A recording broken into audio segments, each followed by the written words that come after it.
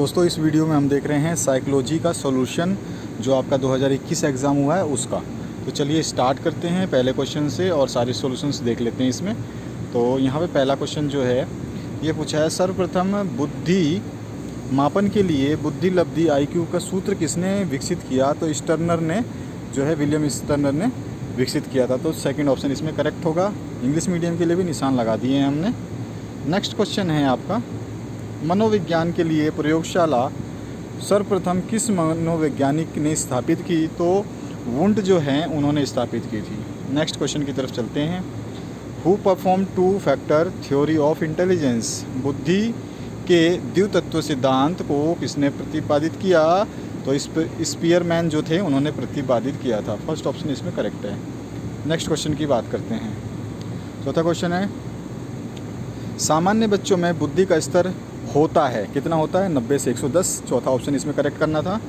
Next जो question है इसमें बात करते हैं हम, निम्न में क्रियात्मक बुद्धि परीक्षण कौन सा है? तो ब्लॉक डिज़ाइन, यानी कि ब्लॉक डिज़ाइन टेस्ट, जिसमें कागज़ पेंसिल वगैरह बना कर दे देते हैं और उसमें बनाते हैं। ठीक है। नेक्स्ट जो क्वेश्चन है आपका 6th, इसमें पूछा गया बुद्धि लब्धि IQ का सही सूत्र कौन सा है? तो MA/CA × 1000। ठीक है। यहाँ पे मेंटल जो है आपका, मेंटल बुद्धि और जो आपकी वास्तविक उम्र अब बटे में आती है, मतलब मानसिक बुद्धि बटे में व्यक्तिगत मानसिक IU बटे में व्यक्तिगत IU × 100। ठीक है। तो यह ऑप्शन हो जाएगा 3 नंबर करेक्ट। आगे बढ़ते हैं नेक्स्ट क्वेश्चन में।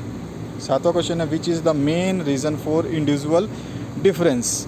तो इंडिविजुअल डिफरेंस यानी व्यक्तिगत भिन्नता के लिए कारक कौन सा है? तो आनुवंशिकता और पर्यावरण दोनों ही कारक है। फर्स्ट ऑप्शन इसमें करेक्ट करना था। नेक्स्ट जो क्वेश्चन है 8वां, at what age does the child develop self? तो चाइल्ड जो है ऑलमोस्ट 2 ईयर्स में अपने आप को डेवलप करता है। ठीक है, लगभग 2 साल में। आगे बढ़ते हैं नेक्स्ट क्वेश्चन पे। नेक्स्ट क्वेश्चन है, how many Freud's stages of psychosexual development are there? तो फ्रॉड्स के अनुसार मनोलैंगिक विकास की अवधारणाएं या अवस्थाएं कितनी थी? तो यहाँ पर जो आंसर आ जाएगा वो 5 अवस्थाएं थी, 5। नेक्स्ट जो क्वेश्चन है 10वां, उसकी बात करते हैं, विच of the following is virtue? यानी निम्न में से कौन सद्गुण हैं? तो ईमानदारी जो है, हॉनेस्टी इज़ द सद्गुण। ठीक है ना। इसके बाद में आते हैं, which one of the following is trail of personality? तो स्पेसिफिक व्यवहार का विशिष्ट तरीका जो है, ये आपका जो है इसका आंसर राइट हो जाएगा। व्यक्तित्व का शील गुण माना जाता है इसको। नेक्स्ट क्वेश्चन की बात करते हैं, व्हाट इज़ सेल्फ? तो स्वयं क्या है? तो स्वयं अपने बारे में विश्वासों, भावों एवं अनुभवों को बताना। ठीक है, ये होता है सेल्फ। ठीक है। आगे बढ़ते हैं नेक्स्ट 13वां क्वेश्चन। 13वां क्वेश्चन में है, आपसे पूछा गया व्यक्तित्व किस शब्द से बना है? तो व्यक्तित्व जो है पर्सोना से बना हुआ है। तो ठीक है, पहला ऑप्शन इसमें करेक्ट करना था। आते हैं नेक्स्ट क्वेश्चन पे। 14वां क्वेश्चन जो पूछा गया आपसे, निम्न में से कौन व्यक्तित्व निर्माण का जैविक निर्धारक नहीं है? तो अंतःस्थापित ग्रंथियाँ जो है व्यक्तित्व निर्माण में कोई काम नहीं करती, वो सभी में पाई जाती हैं, सब में सेम होती हैं, सेम फंक्शन होता है। बाकी सारे फैक्टर्स जो हैं वो आपका अलग हैं, वो व्यक्तित्व निर्माण में निर्धारण जो है सहायक होती हैं। आते हैं, what type of disaster is cyclone? तो साइक्लोन तो ऑब्वियस सी बात है, नेचुरल है, प्राकृतिक है। तूफ़ान प्राकृतिक आपदा है, किसी के करने या कहने से नहीं आती है।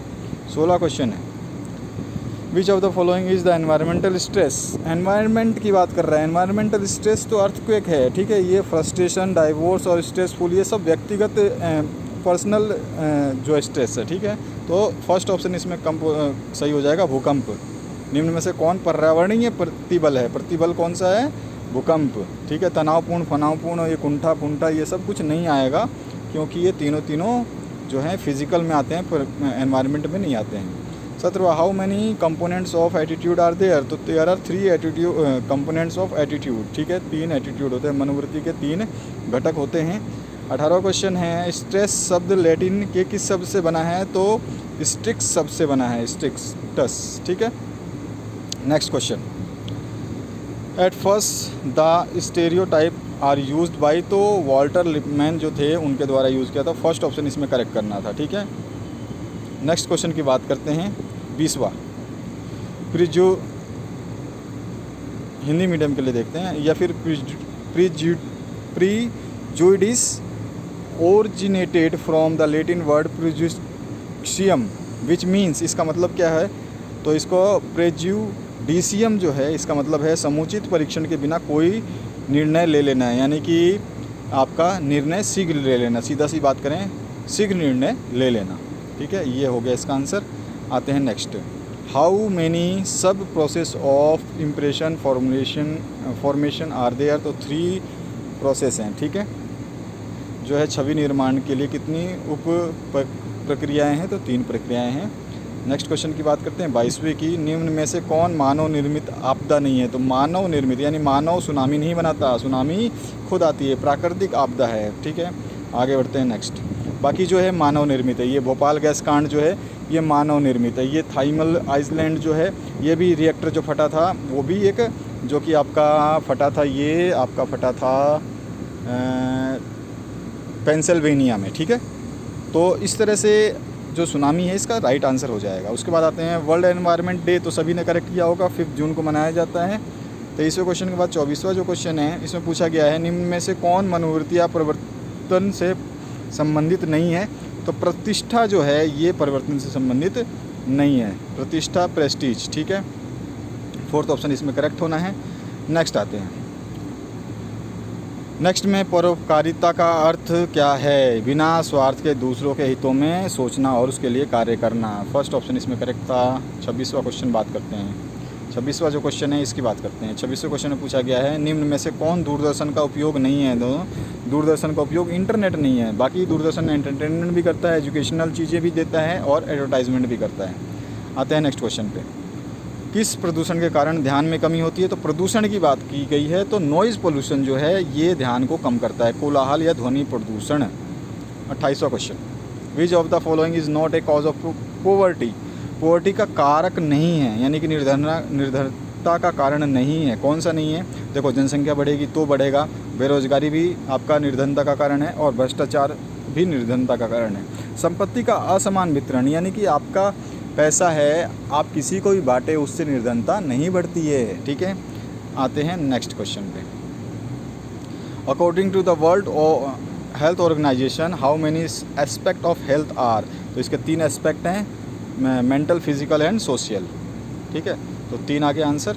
अब आते हैं 30वें क्वेश्चन पे, वायुमंडल में एक परत जो शीशे के समान है, जो सूर्य के प्रकाश को अंदर जाने देता है परंतु गर्म हवाओं को बाहर जाने से रोकता है, उसे कहते हैं हरित गृह या ग्रीन हाउस। ठीक है, तो इसका आंसर ये होना था। नेक्स्ट जो है आपका मानव पर्यावरण संबंध का अध्ययन करने वाला जो है कहा जाता है, मानव पर्यावरण का अध्ययन करने वाला एनवायरमेंटल साइकोलॉजी जो है पर्यावरण मनोविज्ञान कहलाता है। ठीक है, आगे बढ़ते हैं, व्हाट इज पीस, तो शांति क्या है, तो peace is non violence and discriminant, यानी कि ये क्या है, शांति, अहिंसा और निःशस्त्रीकरण। चौथा ऑप्शन बिल्कुल सही है।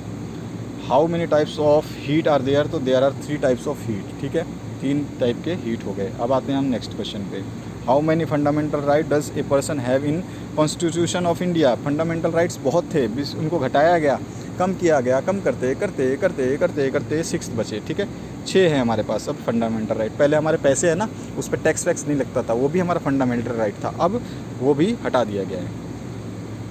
अब आते हैं 35वें क्वेश्चन पे, 35वां, poverty line has been created in India, poverty line in rural area is, rural की बात कर रहा है तो रूरल में आपका 2400 कैलोरीज पर पर्सन है, अगर ये रूरल की जगह अर्बन की बात करता है तो 2100 कैलोरी पर पर्सन आता, तो इसका आंसर फर्स्ट वाला करेक्ट हो जाएगा। तो ये था इसका सॉल्यूशन।